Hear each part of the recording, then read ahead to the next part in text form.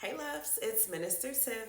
I just wanted to encourage us today on how to overcome when anxiety hits, when we are encouraged or provoked to move anxiously and forfeit our right to still allow God's peace to subdue us. So, what is anxiety? It is the feelings of fear. It's dread and uneasiness that may occur as a reaction to stress. Some may say, well, Tiffany, what is stress? Stress is, to sum it up, the feeling of emotional or physical tension. This can come from any event or thought that makes you feel frustrated, angry, or nervous. Stress is your body's reaction to challenging things or demands that just may not feel possible at the time.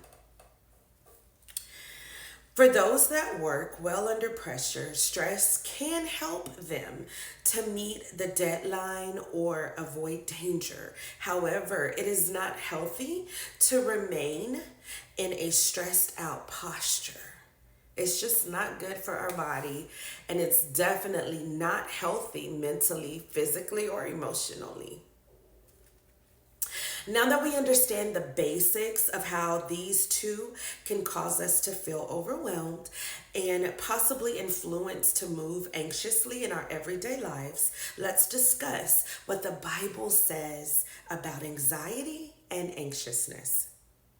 So, have you or are you dealing with any of the following? And I want you to think about this as I name them off.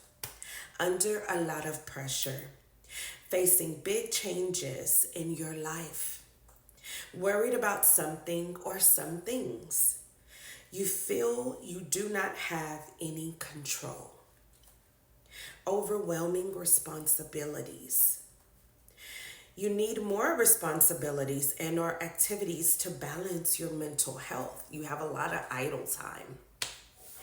You have experienced discrimination, hate, or abuse recently and find it hard to process that experience effectively. Some of the words that can best describe stress or help you when you are talking to your teenager or your minor and they just can't articulate what is actually going on. Tension. I'm tense. My shoulders, they hurt. My back hurts. My leg hurts. Now, I know some of us have athletes, so yes, that can cause that pain, but just the constant, my shoulders hurt, my back hurt, my stomach hurt. I encourage you to explore those one word statements a little deeper to see if truly there's something else going on other than them processing the excessive workouts, etc. Pressure. I just feel pressure. Worry, concern, weight. They speak on the same thing over and over.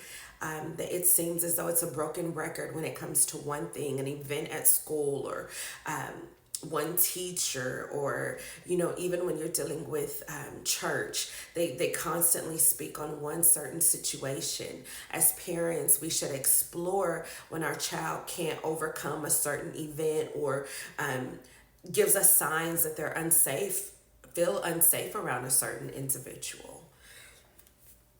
Anxiety, they just come out and tell you if they can articulate, well, hey, I'm anxious, this person gives me anxiety.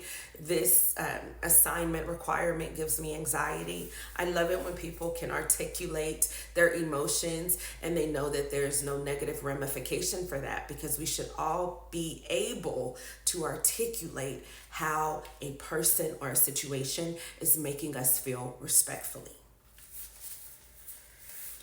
So the last word, let's talk about it. Anxiety. Yes, it was right there for us to see in plain and clear sight. And this is the lessons that I wrote out. Let's say it one more time. Anxiety. I'm anxious. Anxiety, anxiety, anxiety. Let's just get it out there, people of God. And guess who always invites anxiety to the party? Stress, or the true villain, Satan. Listen, the enemy comes to kill, steal, and destroy. And he loves nothing more than for us to be stressed out and redirecting our anxiousness towards one another and not the true issue. We have to do better as a body of believers. Stress is most common in the workplace for all adults, but let's take a deep dive into the world of stress and work for a second. And what I mean by a deep dive is, let's not just stop with the parents that have to work. Let's take a deep dive into the household. If we are working at school to build our knowledge, that's work too, right? So it is vital that when we are looking at anxiety and anxiousness, that we understand that our children, they got a lot on them too. They may not clock in to a 9 to 5 or whatever hours you work, but they go to the school to do schoolwork, and then they're required to come home and do homework. The key word is work, and work equals stress, right? Right. If we, wouldn't that be considered a workplace too? When we just talked about that. Stay with me on this, people of God. If home is filled with parents who work, children who go to school to do work, stress could easily sneak in and deceive all of us. And I'm just reiterating what we just said. And what do I mean by deceive? Anxiety will tell us we are irritated with ourselves or with someone else that we can actually look at because we are under pressure. It'll give us an illegal right to redirect the true culprit and react to what's right in front of us or what we can reach for.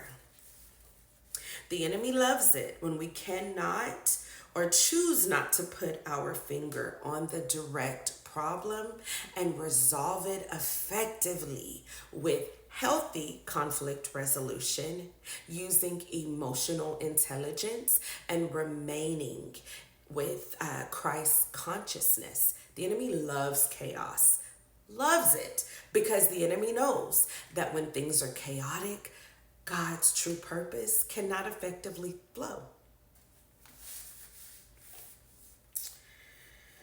Always choose the healthy way to resolve minor or major issues. A lot of minor issues can be resolved before they become major if we would stop and hold ourselves accountable to move with emotional intelligence. Also remember, this is not just a one-time thing. This is continual.